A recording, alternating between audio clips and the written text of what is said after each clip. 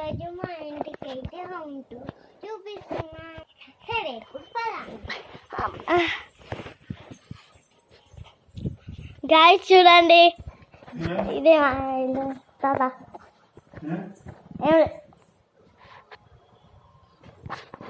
చూడండి, ఇదే మా తాత గుడికి వెళ్తుండు. మర్చిపోయింది అనుకుంటా. బయట ఎండ పడుతుంది.